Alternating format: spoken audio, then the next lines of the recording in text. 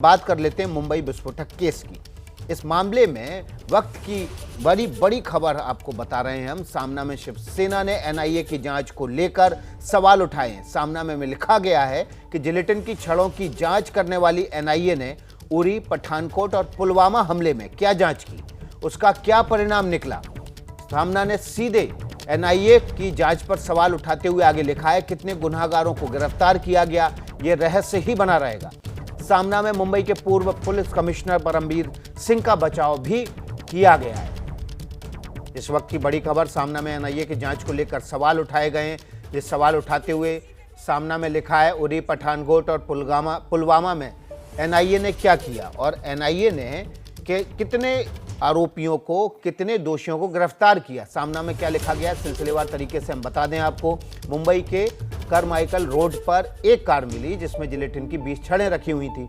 इन छड़ों में विस्फोटक नहीं हुआ, पर इस छड़ों में विस्फोट नहीं हुआ, परंतु राजनीति और प्रशासन में बीते कुछ दिनों से ये छड़ें धमाके कर रही हैं। सामना में आगे लिखा गया है, विपक्ष ने इस मामले में कुछ सवाल खड़े किए हैं, ये सच है, परंतु राज्य का आतंक निरोधी दस्ता इस मामले में हत्या का मामला दर्ज करके जांच कर रहा था। सामना में आगे लिखा गया है, इसी दौरान एनआईए ने आनन फानन में जांच की कमान अपने हाथ में ले ली। महाराष्ट्र सरकार को किसी तरह से बदनाम कर सकें तो देखें, इसके अलावा कोई और नेक मकसद इसके पीछे नहीं हो सकता। सामना में सवाल उठाया गया है, क्राइम ब्रांच के एक सहायक पुलिस निरीक्षक के इर्द गिर्द यह मामला घूम रहा है, इसके पीछे का मकसद जल्द ही सामने आ जाएगा। सामना में एनआईए की जांच पर सवाल उठाते हुए आगे लिखा गया है, किसी भी हाल में इसके पीछे आतंकवाद की तार ना जुड़ने के बावजूद इस अपराध की जांच में एनआईए का घुसना, ये क्या मामला है, आतंकवाद से संबंधित प्रकरणों की जांच ही एनआईए करती है। फिर परंतु जिलेटिन की छड़ों की जांच करने वाली एनआईए ने उरी हमला, पठानकोट हमला और पुलवामा हमले में क्या जांच की, कौन सा सत्य शोधन किया, कितने गुनाहगारों को गिरफ्तार किया, यह भी रहस्य ही है। तो सामना में सीधे एनआईए पर हमला किया गया है। अगली खबर का रुख कर लेते हो। ये खबर भी सबसे पहले बात मुकेश अंबानी के घर के बाहर हुई उस विस्फोटक वाली साजिश की, जिसमें बड़े बड़े खुलासे हो रहे हैं। इस केस में एपीआई सचिन वाजे की गिरफ्तारी के बाद एनआईए अब मुंबई के पुलिस कमिश्नर रहे परमबीर सिंह से पूछताछ की तैयारी कर रही है। उधर सचिन वाजे ने एनआईए की पूछताछ में मनसुख हिरेन से मर्सिडीज में मिलने की बात भी कबूली है। यह भी बताया कि मनसुख ने ही उसे स्कॉर्पियो की चाबी भी दी थी। उधर अपनी जगह परमबीर सिंह को होमगार्ड का डीजी बनाए जाने से आईपीएस अफसर संजय पांडे नाराज हो गए। संजय पांडे ने सीएम उद्धव ठाकरे को चिट्ठी लिखकर अपनी नाराजगी जाहिर की है। संजय पांडे को होमगार्ड का डीजी पद से हटाकर महाराष्ट्र स्टेट सिक्योरिटी कॉरपोरेशन में तबादला कर दिया गया। एनआईए आज परमवीर सिंह को पूछताछ के लिए समन जारी कर सकती है। दरअसल सचिन वाजे को लेकर परमवीर सिंह पर कई तरह के आरोप लग रहे हैं। 6 जून 2020 को परमवीर सिंह के आदेश पर सचिन वाजे की बहाली हुई थी। बीजेपी का आरोप है कि परमवीर सिंह ने वाजे को क्राइम इंटेलिजेंस यूनिट के प्रमुख जैसे अहम पद पर तैनात किया। आरोप है कि परमवीर सिंह ने वाजे को टीआरपी घोटाले समेत सारे हाई प्रोफाइल केस भी सौंपे। इस बीच महाराष्ट्र के गृह मंत्री अनिल देशमुख ने भी परमवीर सिंह को हटाने को लेकर बयान दिया है। ही प्रशासकीय बदली नाही, ही बदली मुंबई पोलीसचे प्रमुख म्हणून त्यांच्या पोलीस आयुक्तालय कार्यालयात काही गंभीर चुका त्यांच्या सहकार्याच्या माध्यमातून झाल्या आहेत, त्या चुका माफ करण्यालायक नाही, गंभीर चुका आहेत। परमवीर सिंह को मुंबई के कमिश्नर पद से हटाकर होमगार्ड विभाग में कर दिया गया है। तो एक तरफ महाराष्ट्र के गृह मंत्री अनिल देशमुख कह रहे हैं कि परमबीर ने ऐसी गलतियां की, ऐसी अक्षम्य गलतियां की जिनकी वजह से उनको हटाया गया है। ये प्रशासनिक बदली नहीं है, लेकिन सामना परमबीर सिंह का बचाव कर रहा है। गृह मंत्री बड़े हैं या सामना का लेख, ये आप खुद तय कर लीजिए। सामना में परमबीर का बचाव करते हुए लिखा गया है, मुंबई पुलिस कमिश्नर से परमबीर सिंह को बदल दिया गया। इसका मतलब वे गुनाहगार सिद्ध नहीं होते। मुंबई पुलिस आयुक्त पद की कमान उन्होंने अत्यंत कठिन समय में संभाली थी। सामना में परमबीर का बचाव करते हुए आगे लिखा गया है, कोरोना संकट से लड़ने के लिए उन्होंने पुलिस में जोश निर्माण किया था। धारावी जैसे क्षेत्र में वे खुद जाते रहे। सुशांत, कंगना जैसे प्रकरणों में उन्होंने महती भूमिका निभाई। आगे लिखा गया है, इसलिए आगे इस प्रकरण में सीबीआई आई तो भी मुंबई पुलिस की जांच सीबीआई के पास नहीं जा सकी। टीआरपी घोटाले की फाइल उन्हीं के समय में खोली गई।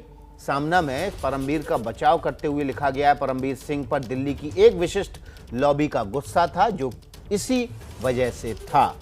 सामना में परमवीर का बचाव किया गया है सीधे सीधे, जबकि गृह मंत्री अनिल देशमुख कह रहे हैं कि अक्षम में गलतियां की गई इसलिए परमवीर का तबादला किया गया। तो सामना सही है या गृह मंत्री जिनके नीचे काम करते हैं मुंबई पुलिस कमिश्नर? आप खुद तय करिए। अगली खबर का रुख कर लेते हैं। सचिन वाजे केस के बाद उद्धव ठाकरे ने जो तबादले किए उसको लेकर सीनियर जूनियर का झगड़ा शुरू हो गया है।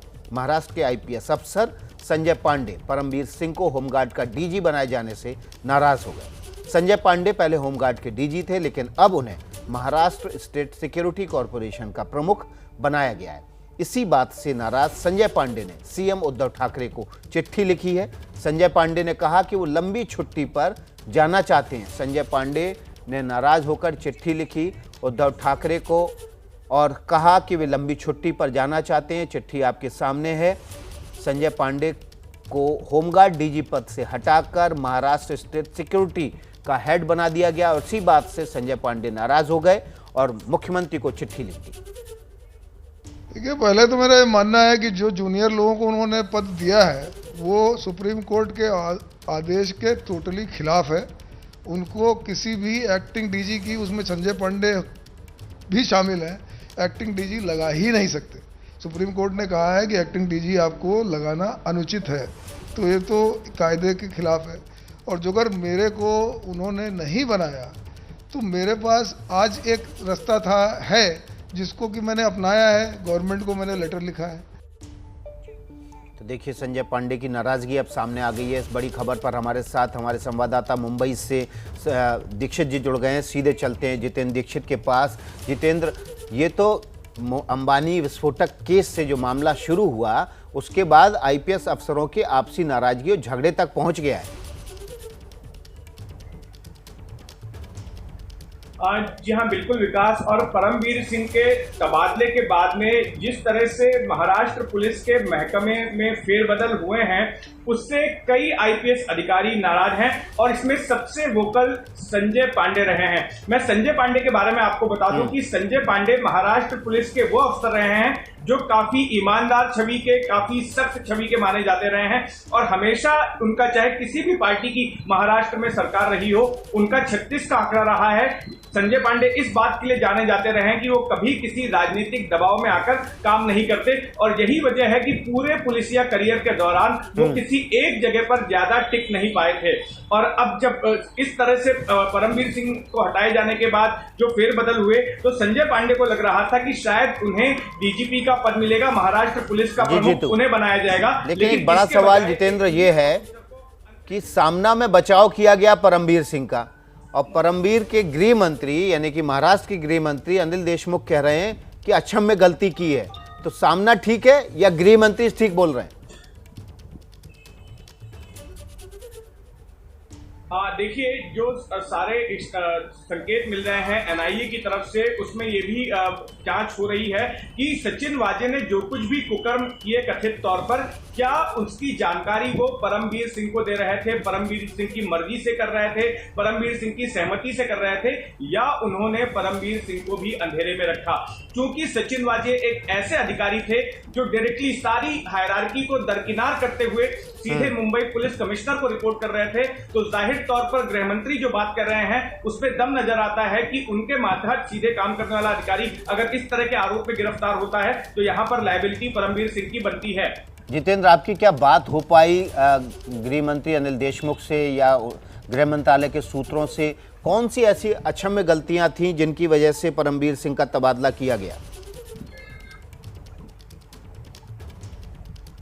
देखिए, सबसे बड़ी बात यह कि सचिन वाजे क्राइम इंटेलिजेंस यूनिट के हेड थे। उनके ऊपर पुलिस इंस्पेक्टर रैंक का अधिकारी होता है, ACP, DCP, joint commissioner rank के अधिकारी होते हैं, लेकिन इन सबको दरकिनार करते हुए सचिन वाजे सीधे सीधे परमवीर सिंह को ही रिपोर्ट करते थे। हर मामले की जानकारी वो परमवीर सिंह को देते थे। तो परमवीर सिंह से दो तरह के सवाल हैं। पहला ये कि क्या ये जो कुछ भी सचिन वाजे ने किया, क्या ये उनको पता था, नंबर 1, और अगर पता नहीं था तो यहां पर भी उनकी कमजोरी झलकती है कि उनका सबसे खास आदमी ऐसा कुछ कर रहा है और उन्हें भनक तक नहीं लगती। इस सिलसिले में एनआईए की तरफ से से जो हमें जानकारी आ रही है वो ये है कि परमवीर सिंह को भी इस पूरे मामले में पूछताछ के लिए बुलाया जा सकता है, जांच की आंच उन तक पहुंच सकती है। जहां तक शिवसेना के डिफेंड करने का सवाल है, तो शिवसेना जो है इस पूरी कार्रवाई को एनआईए को मामला दिए जाने को पहले से ही एक राजनीतिक का बहुत बहुत शुक्रिया जितेंद्र दीक्षित आपका इस ताजा जानकारी के साथ, अपडेटेड जानकारी के साथ। जितेंद्र दीक्षित हमारे साथ मुंबई से